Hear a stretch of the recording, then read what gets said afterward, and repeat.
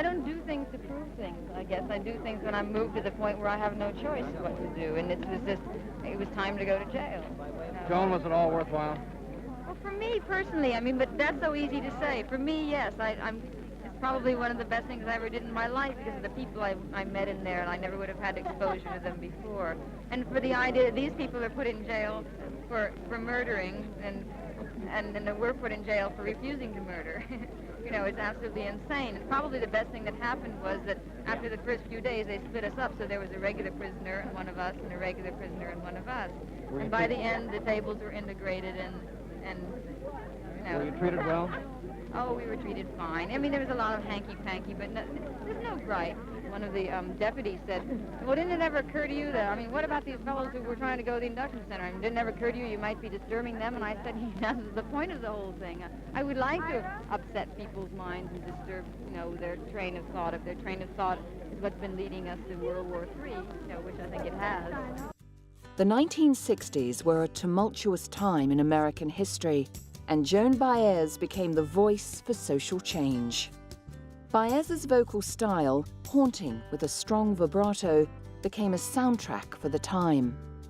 She has displayed a lifelong commitment to political and social activism, particularly non-violence, civil and human rights, and the environment. Singer, songwriter, and social activist, Joan Baez was responsible for reinventing folk music in the 60s. With her music, Baez expressed her social and political views. I think they're terrified of something that they know nothing about. This is usually the case. Nonviolence is sort of a new word, and a successful revolution in the southern part of the United States was run with, you know, with nonviolence, and I think it frightens people. Baez was particularly vocal in her opposition to America's involvement with the Vietnam War.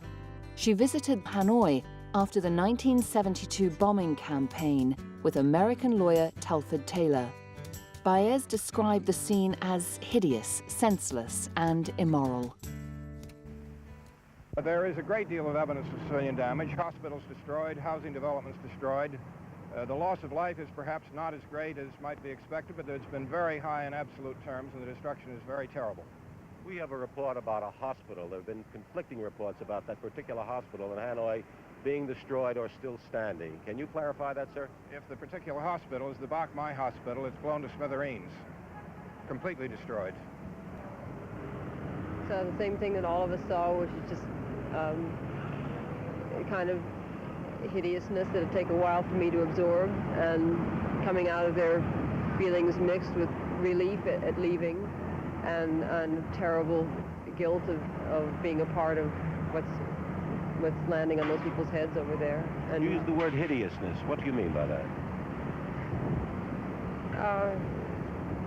Murder, murder and slaughter, blood, etc. Baez continued to be active politically and musically throughout the 1970s, establishing a branch of Amnesty International and advocating non-violence. She performed at benefits and fundraisers for social and political causes around the world. And when I travel, it's a combination of me trying to offer my gift, which is my voice, to the public of whatever that country is, and at the same time try to make contact with the nonviolent groups or the groups that suffer one form of repression or another, and to show my support for them. We shall all overcome someday. We'll walk hand in hand today. We'll walk hand in hand.